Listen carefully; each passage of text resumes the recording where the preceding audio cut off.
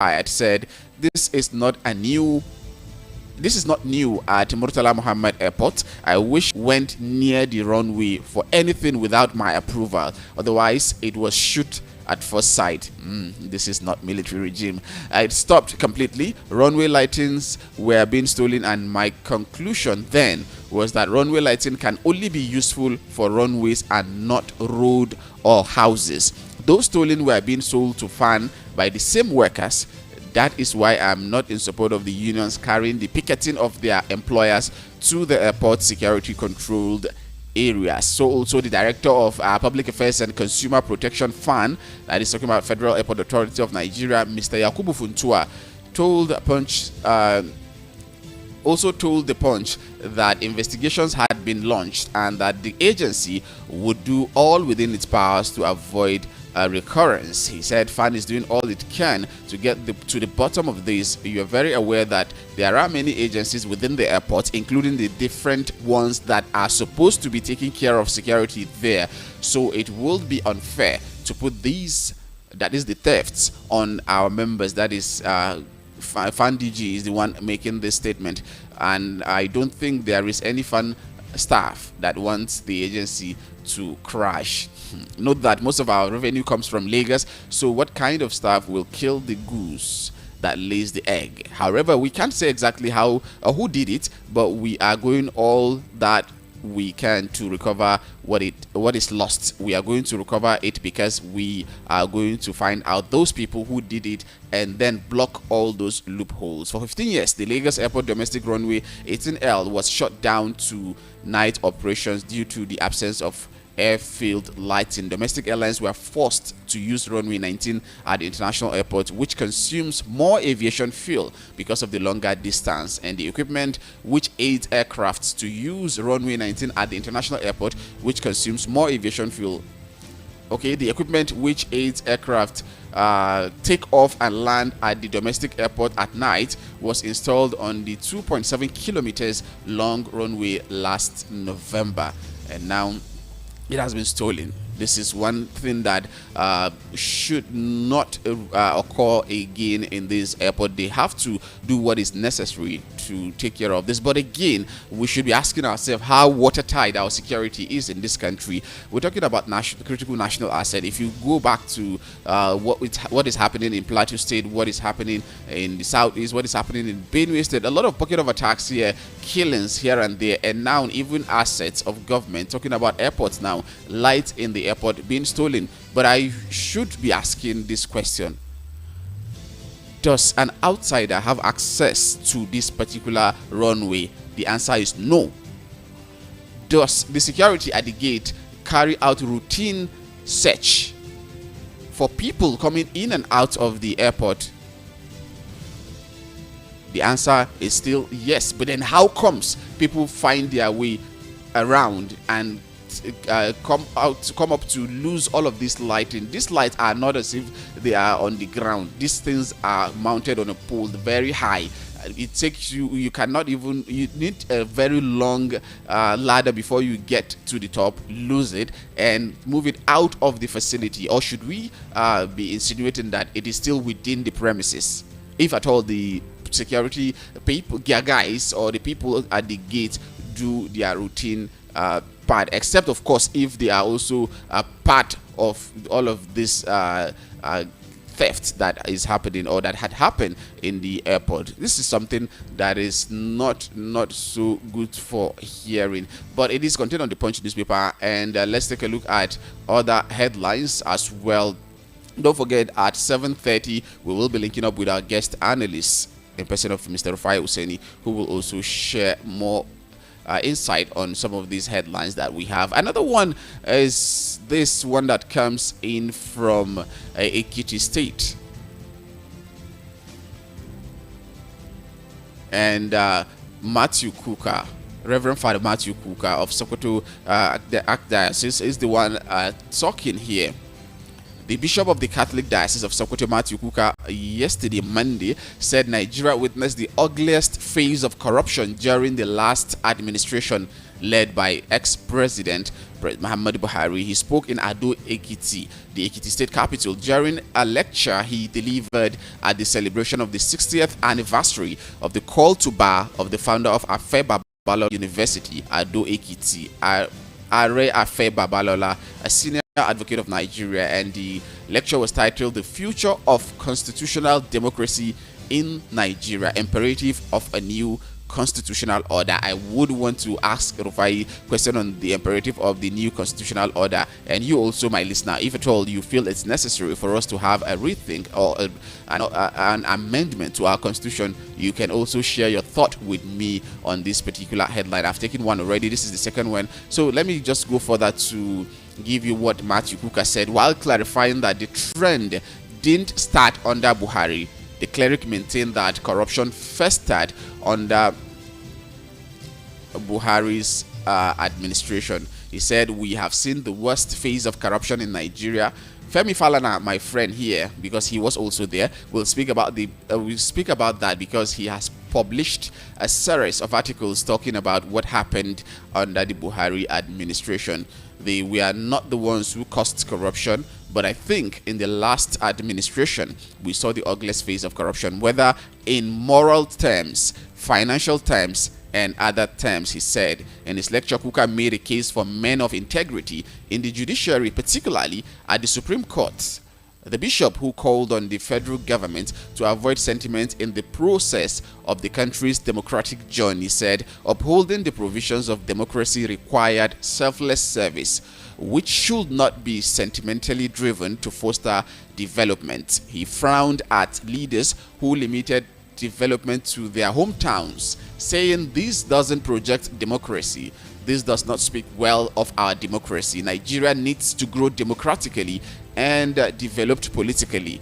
Every federal institution must reflect what Nigeria should reflect all over the country. The country should stop reinforcing inequality. There must be sanctions and consequences for those who go against our democracy and the constitution of the land for us to have a better society. Well said in this particular, especially this last paragraph. Well said. We really need to have a Nigeria that will work for all. We need to carry everyone along. No section, no zone, no region should feel cheated or left behind. Everyone should be carried along in terms of decision making and political appointment. That is why we have federal character, and it is very key for us to look at that. Also, let's take a look at this particular headline. Binani asked court to stop Adamawa wreck prosecution.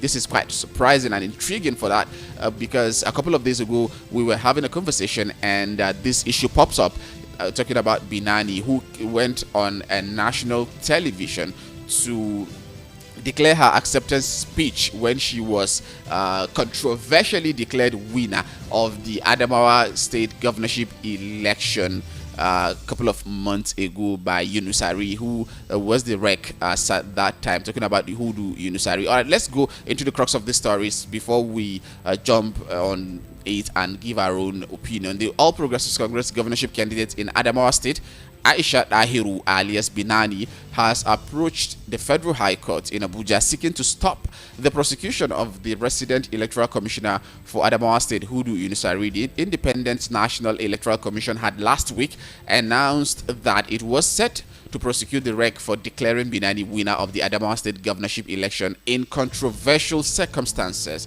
INEC said charges had been filed against Yunusari and that he would be arraigned on Wednesday, July 12th, talking about tomorrow. However, on a 6-count charge, that is it. And however, Binani, through her lawyer Michael Ondoka, a senior advocate of Nigeria, approached Justice Donatus Okorowo with an ex parte application praying that the scheduled arraignment of the REC be stopped.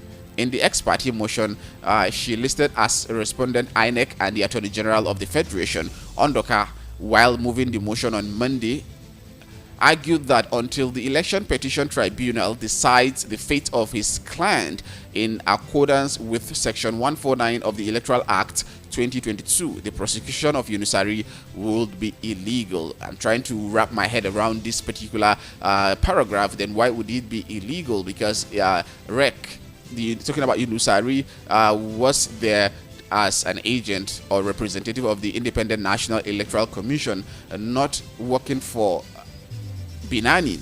So why would Binani have interest in stopping this? Could it be this is one of some of the ex parte motion or yes, some ex parte applications that the president at some point was making reference that we cannot be using court orders to hinder our democracy, when he got the stick from so many quarters, especially Serap coming to say he should come and clarify himself by making that statement. Although let's go further to look at more from this particular story. He said the decision of INEC, that is talking about Ondoka now, he said this decision of INEC to file charges against any person involved in the April 15 declaration of Binani as winner of the supplementary governorship poll, when the tribunal had yet to determine her petition would violate the provisions of Section 285 subsection 6 of the Electoral Act.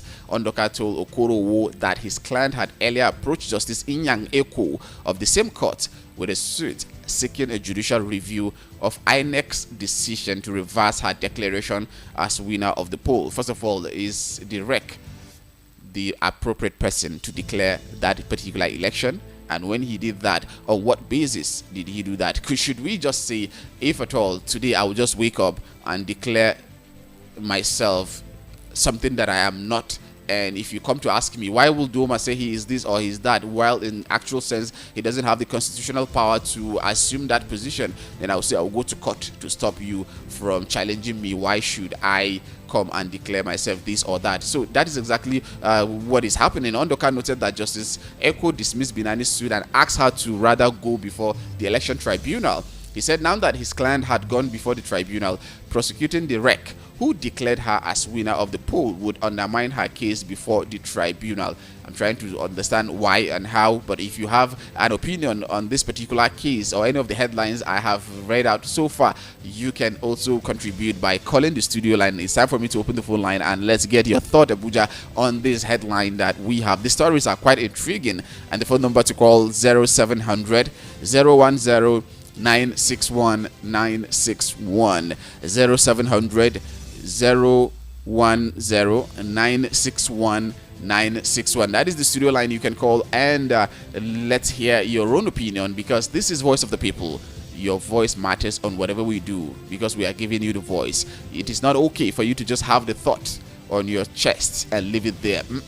Bring it out and bring it up. Let's hear you, whatever it is that you want to say concerning some of these headlines that we have. You have the opportunity to do that. You can either call the line, studio line, normal call, or you can send your SMS, and also you can make use of the WhatsApp platform by sending your message on WhatsApp and I will give it a voice, or you can virtually call me via the WhatsApp. I'm here waiting to hear from you.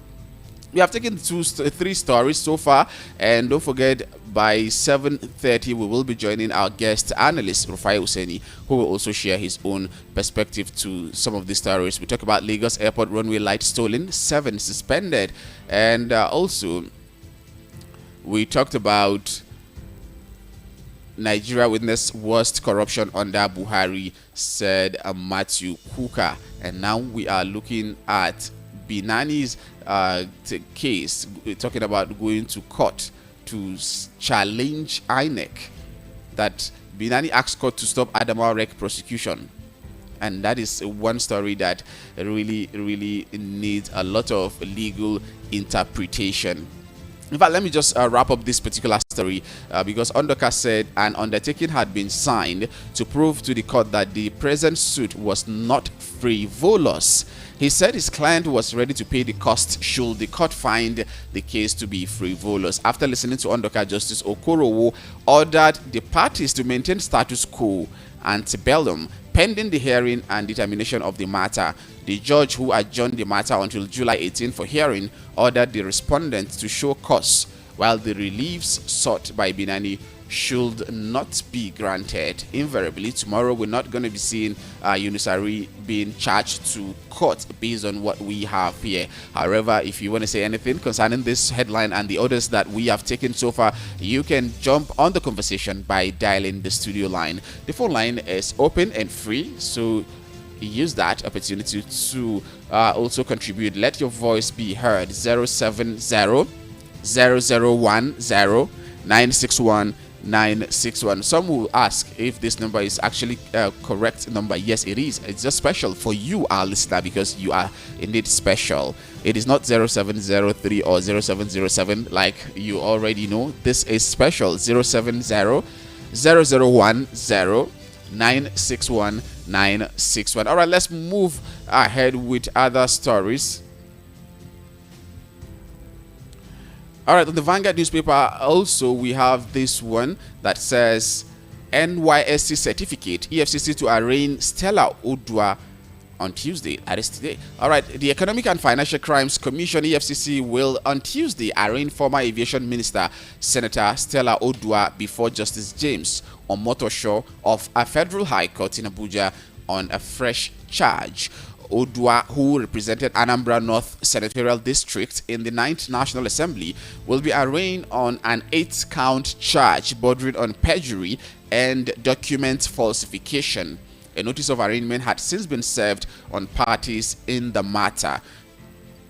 In the charge, Odua is the sole defendant. The ex-lawmaker is accused of misrepresenting facts about whether or not she participated in the National Youth Service Corps (NYSC) and was issued a certificate to that effect. The issue of certificate in Nigeria, especially NYSC, is one that is becoming one too many, because we have seen one currently ongoing with Enugu State Governor. In the past, we have not forgotten the case of Kemi,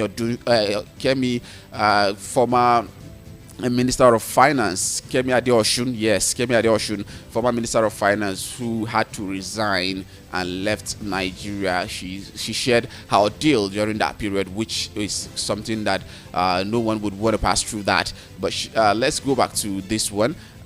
Talking about Stella Odua, she was alleged to have falsified documents with which she got into public offices, including being a minister and a senator. She was alleged to have been aided by one DAO, Oshunowo, now at large. He is nowhere to be found. The anti-graft agency had earlier filed a money laundering charge against Odua and others, currently before Justice Inyang Eko of a sister court. Some of the counts read that Senator Stella Odua and DAO Oshunowo, now at large, sometimes in 2017 in Abuja, did fabricate an incorrect document with intent to cause, to wit, titled Request for National Youth Service, as what we have here, then confirmation with intent that it may be acted upon as genuine.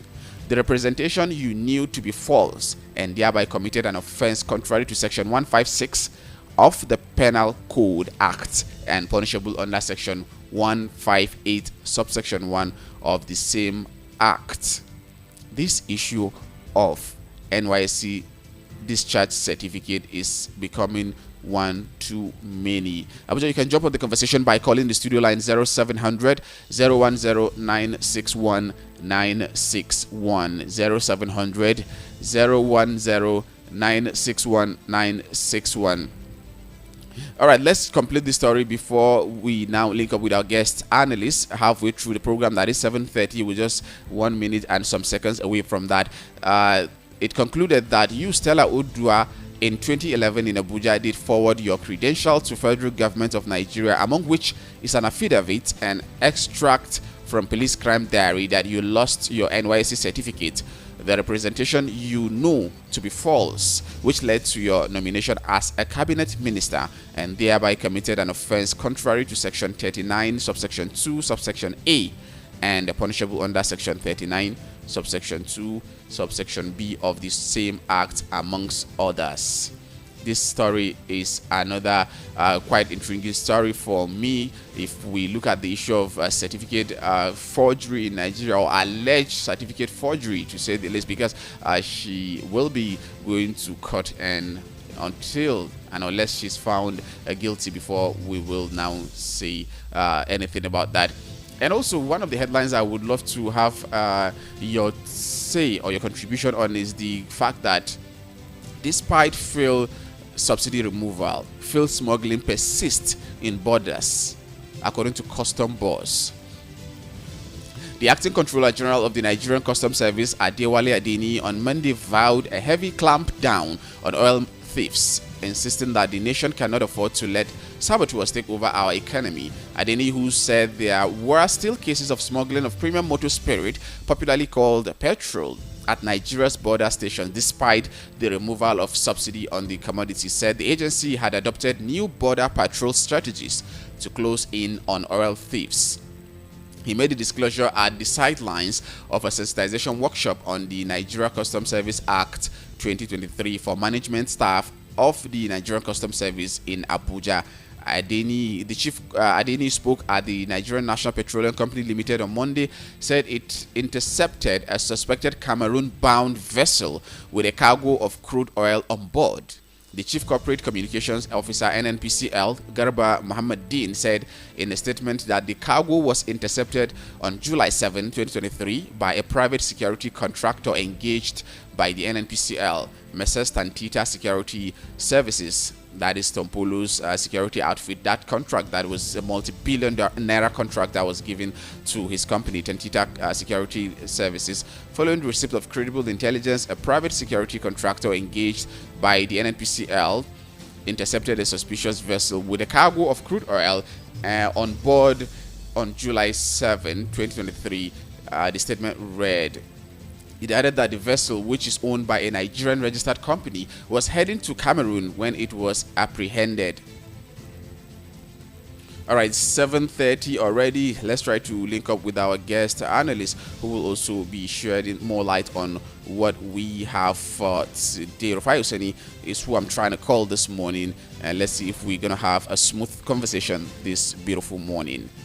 Abuja, don't forget you're listening to Voice of the People 96.1 FM. Front Pages Review is what we're doing this morning. Hello, good morning, sir, and thank you for joining. How are you? Bless you. Bless Abuja. Bless you too. I'm good this morning. All right, we have a couple of headlines. Hello, can you hear me? Yes, I can hear you now better, loud and clear. I hope you can also hear me. Yes, I can hear you. Go ahead. All right, thank you. We have this headline on the Punch newspaper that says fuel smuggling persists in borders despite subsidy removal, custom boss. The acting controller general of the Nigerian Customs Service, Adewale Adeni, on Monday vowed a clampdown on oil thieves, insisting that the nation cannot afford to let saboteurs take over our economy. He said there were still cases of smuggling of PMS, popularly called petrol, at Nigeria's border station, despite the removal of subsidy on the commodity. Said the agency had adopted new border patrol strategies to close in on oil thieves. There was this interception of a vessel that was en route to Cameroon. About 800,000 liters of stolen crude was discovered, and the recovery was made by Tantita Security Services. This is a private security company. What would we say about our own state-owned security outfit when we are unable to, one, take care of our own critical national asset? We had to contract the security to a private security outfit who are doing well to an extent.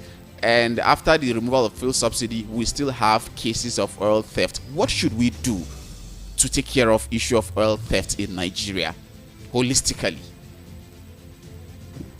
Please, let's call it spade a spade. That's number one thing with it. Tantita is owned by government of Pulu. Yes. From Pulu. Yes. Ex-militant. Let's not deceive ourselves. Yeah. We can't give our strategic national asset to non-state actors. We are building or we are empowering our Frankensteins now. We should be careful. For further reading, please go and read the book about the Frankenstein monster and read about the story of Victor Frankenstein. Simple. Secondly, these were the things we ought to have done before we remove subsidy. Because part of the problem was the fact that our petroleum products were leaving through the borders and the customs couldn't stop this reign of impunity. Why did we audit the customs, stop the reign of impunity, get NMPs to give us a forensic analysis and empirical assessment of what is being used every day, also discount for the ones that were going out of our borders? And that's why I say removing something was wasted because you need to fix what caused this ballooning budget of subsidy in the first place. It was a lot of problems and ineptitude on the part of the NMPC before you now say you remove subsidy. And when you after you're done doing all of this, then you put palliative in place before you remove subsidy so that the people will be able to see accountability in the argument. So you are telling Nigerians now that you remove subsidy, but the problem that happened still happens. That petrol is still going across the border. And you see, this subsidy thing is being linked with a lot of corruption and scam. Because President Buhari will remove subsidy. Yes. So I don't understand subsidy removal. President Buhari did remove subsidy. And when he removed subsidy, he put it back again. There are times that on 2 occasions he announced that there was full removal of subsidy, but they also put the subsidy back. Even this rate of 5 something that people are paying, are you sure it's not even a subsidized rate? Because the reason why petrol is still going across the border, let me tell you why. Yeah. I visited a lot of foreign African countries. In Abidjan, a liter is about 850 CFR. And CFR is more than naira now. Yes. So it's still more expensive at the pump in Abidjan. 650 to 850 thereabout. So there's an 100 naira arbitrage to 200 to 300 naira arbitrage on the pumps. Another neighboring African country, I don't know how much is sold in Niger, but there's still this arbitrage. Yeah. So when you see all of this, definitely people will still go out there to make some quick buck, even if it's a smaller margin compared to what it used to be before. And these are the problems we ought to have sorted out before now. Fix our borders and all of that. And you see, where the real problem will come, most of this stock we are still using are the stocks that either to NMPC are brought in and put in other people's tank farms. When this stock will be exhausted, Yeah. and the marketers will now need to bring in their own stock. That's when we will see the reality of what the market is. Because that has always been the case. If you remember, there was a time that petrol prices, I think around a couple of years ago, went to as low as 0 naira per liter. What's it called? To as low as $0. And that time they even reduced petrol price. And those in charge came out there then to say that, we have removed subsidy effectively. So these are the problems of ground. And let's be very careful. And that's why I keep on saying we should have fixed all of these problems before we remove subsidy. All right, still sticking with this particular side, talking about the vessels movement, we discovered that most times some of these intercepted vessels are owned by registered Nigerian companies. What would you suggest should be done to some of these indigenous companies that own these vessels, that our crude is being siphoned or stolen to other foreign countries? Because this one that has about 800,000 liters of crude oil is owned by a Nigerian registered company, Holap Maritime Services Limited. They are the laws of the land. Prosecute them in accordance with the laws of the land. Let's not condone what is not good.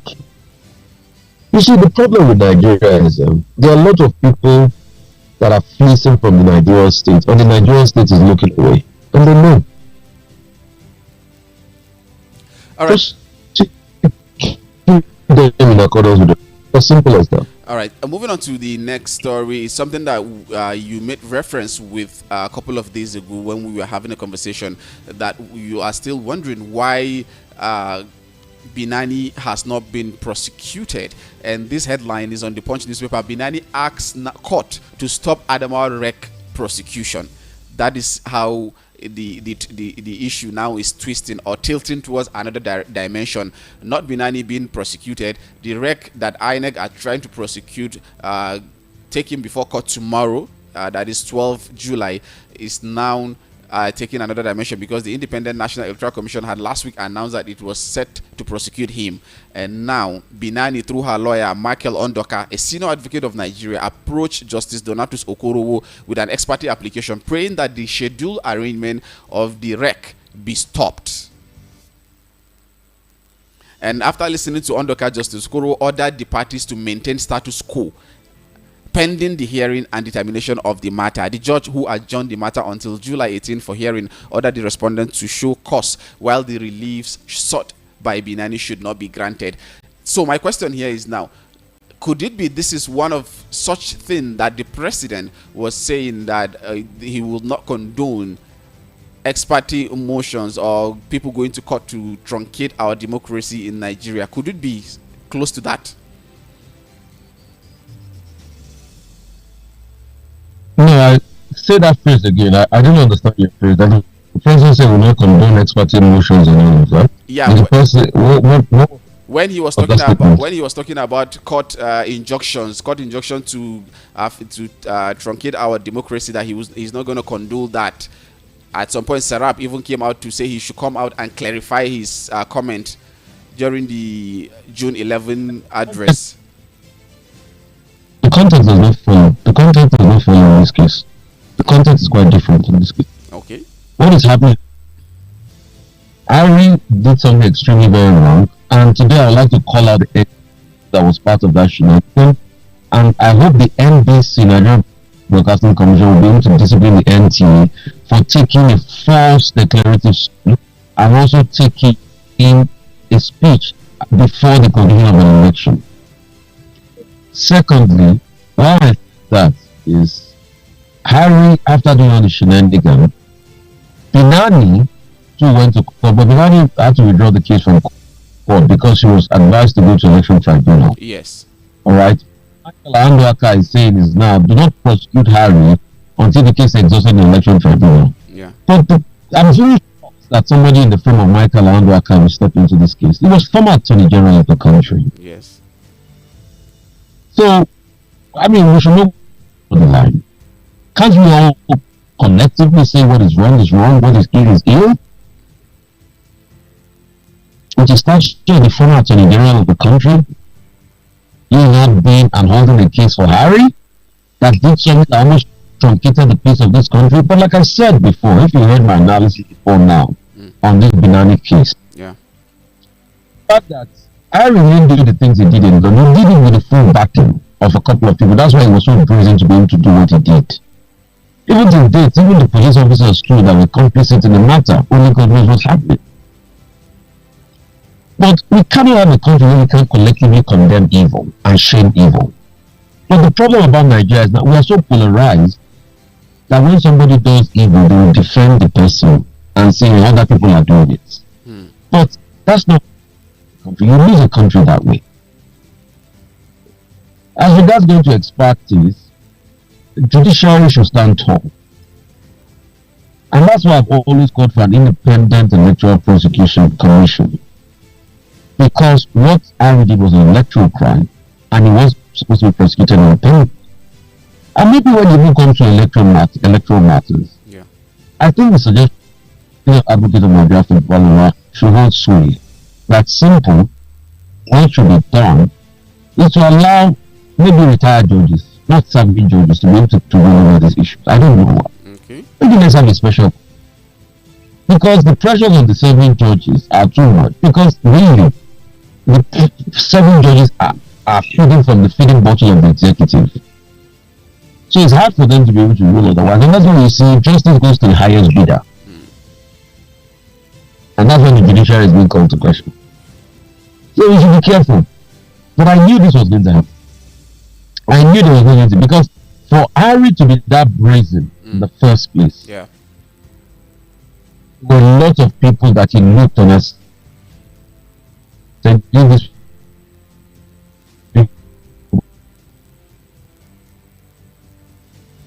hello. Hello? Hello? Hello? The network is actually Can you hear me? Look, I can hear you now, but I didn't get your last submission. Can you hear me? Yes, I can hear you now, but I didn't get your last submission. I'll repeat that. All right, thank you. You know, this bad that let's not forget that in all of this, Yeah. the main officer that was supposed to announce the results, remember he was beaten up Yes. and he was taken out. It was like a coup that happened. An INEC coup happened. And he was out of the shame. INEC needed to stand tall and send other officers there to be able to ensure that they finally announced the results. It was a coup. The main electoral officer, I've read their public talk to that one. That one said, no, I don't want to be part of this. He was bundled up and beaten up and taken away. In every came in with some police officers and they announced the results. That was a sad day for Nigeria. All right. Let's move on to the next topic. All right, let's take a look at this one that you gave me an assignment yesterday to go check about Ijoma's report on this day about about FBN talking about taking over of Otudeko's share, his share acquisition rather. They still on the news today. EcoBank asks First Bank Holding to reject Otudeko's share acquisition. EcoBank has urged First Bank Holdings to reject the acquisition of 4.7 billion shares by a former chairman of the bank, Dr. Oba Otudeko. And the bank raised the alarm in a letter written to its legal counsel, Kunle Ogumba, an associate, in which it stated that the business magnate, through his affiliate entities, owed the bank 13.5 billion. This is something that I keenly developed interest recently when you talked about it. So I would love if you shed more light on this particular story. Very good. So what happened was this. About Tudeko, Yeah. the owner of Oliver Yes. business, used to be chairman of EcoBank. Yeah. Happened last year, or I think year before last, no, I can't probably, I've lost chronological effect of time. The CBN had to step because the bank was doing badly, and they had to remove about Tudeko and his own people from the board of First Bank, and they put in a new board. So while all of that was going on, businessman Femi Otodola bought a lot of shares, so he became a high shareholder in First Bank. Yeah. About Tudeko also one of his prime assets, that was honey. He sold it to family of Nigeria, and the transaction was about 87 billion. But later he had a case, and he had an exposure of about 13 billion naira to EcoBank. But when he sold his asset of 7 billion, he took the money, set up a company called Barbican Securities, where he put his children as trustees. Yes. Then Barbican Securities took that money, it's 7 billion, then bought First Bank shares and became the highest shareholder in First Bank. So EcoBank is saying that you can't go ahead to buy First Bank shares with 7 billion when you've not paid us our 13 billion. So EcoBank wants to go to court and see how they can go through the assets and get their 13 billion back and put it in their books. At the same time, the other shareholders like Femi Otodola, Hassan Udukale is the chair of Midway Assurance, and a couple of other shareholders are equally trying to fight back to get Otudeko out so that they'll be able to assert dominance as the high shareholder again. So it's a boardroom thing going on, and that's why I said read that article yesterday. Yeah. So we brush up the Nigerian business boardroom sector and how it plays and how all of the activity, the Game of Thrones plays out in yeah, just like she called it.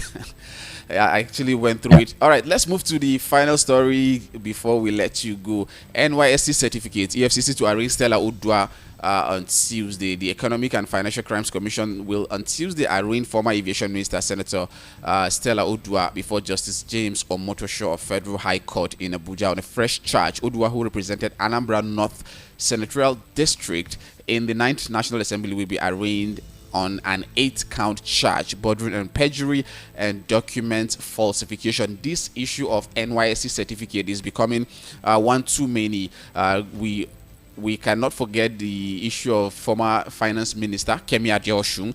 Also now Enugu state governor is also battling one of such cases, and also now Stella Odua. What is happening with the issue of NYSC certificate in Nigeria? One, is it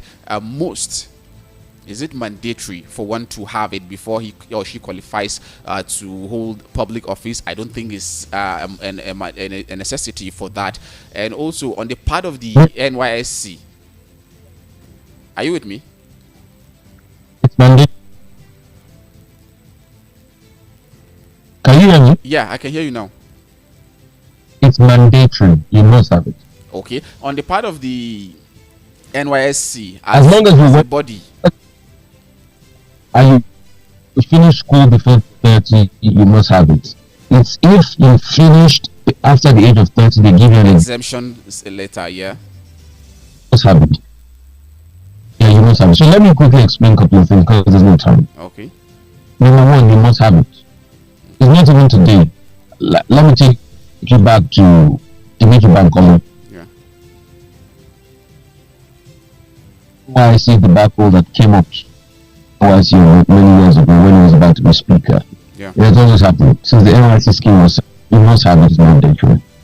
The one as regards the Enugu state government is in court. Let's see how that comes out. But I think the solution to the problem is NYSC should develop a blockchain technology where all the authentified certificates that they give out, yeah, the record is and there's a verification portal of your certificate to make matters easier. Secondly, because if you do that, that will it's a perjury and all of that. Yeah. And that's a heavy colossal investment. NYSC, you can also make money from that. If you want to come verify your NYSC certificate, you can put a particular cost to the portal and let it be based on blockchain technology. That's the solution to the problem. But also, it speaks volumes of our investigations. So before you become a minister in this country, you will have passed through DSS. So is it that when DSS and other security was investigating Odua before she became minister, is it they didn't see all these red flags? Just like I'd like to ask, is it that when they were screening the likes of Kemi Adeosun, they didn't see it? All these red flags? So I think there must be more symbiotic relationship with the system. But let's see how the case pound. Don't talk too much because EFCC has dragged her to court. Right. But to solve the if NYSC has a record of all the certificates they have issued, NYSC started in the 70s. If they can put all of it on blockchain and even monetize it, they will give them more money and be able to stop all of these certification issues. Just like JAMB 2, to be able to prevent this recent debacle of results, all the results just issued out since inception, if we can put in a blockchain technology for result verification, it will go a long way. All right, in just a couple of seconds, let's see if we can have your say on this lecture that took place yesterday. You know, Afe Babalola has celebrated his 60th anniversary of Call to Bar, and lecture was delivered there by Reverend Father Matthew Kuka. I have to go now. All right, no problem. Probably we'll get that at some other time. Thank you very much for your wonderful thought on the program today. All right, I was just trying to see if we can get more on this particular, his view rather, on the future of constitutional democracy in Nigeria, imperative of a new constitutional order. Abuja, we just have a couple of minutes to wrap up. If at all you can muscle in your call, yes, let's see if we can pick one or two. The numbers to call, or rather the number to call, 0700 010 961 070 0010 961 961. That is the studio line to call or send in your SMS, and you can also send your message on WhatsApp or call us via the WhatsApp portal. And don't forget that we are streaming live on YouTube. Yes, you can watch us live on YouTube. In case you missed out on any of our content, any of our program, you can go to our YouTube handle. We are there. You can like, subscribe, and click on that bell as a reminder. Whenever any video comes up, you will certainly see, so that you don't miss anything. Likewise, we are live on Instagram, on Twitter, and also Facebook at VOP961, at VOP961. And if you want to do business with us, our office is situated at number 4 Ogbomosho Street, Area 8, Garki, Abuja. Number 4 Ogbomosho Street, Area 8, Garki, Abuja. And our website, in case you want to check more of what we do or what we represent, you check us on www.abuja.voiceofthepeople.ng, www.abuja.voiceofthepeople.ng. That is our website. And with that, we have come to the end of today's front page review. I hope we're able to add more value to you. Your time given to us to listen to us, we are able to make it a worthwhile. And don't forget that top of the hour 8 will be time for Igbo Amaka. Same front page review, but this time around it's going to be in Igbo language. Keep your dial locked and don't change your dial. Do have a productive day ahead. My name is Aliu Duma, saying good morning.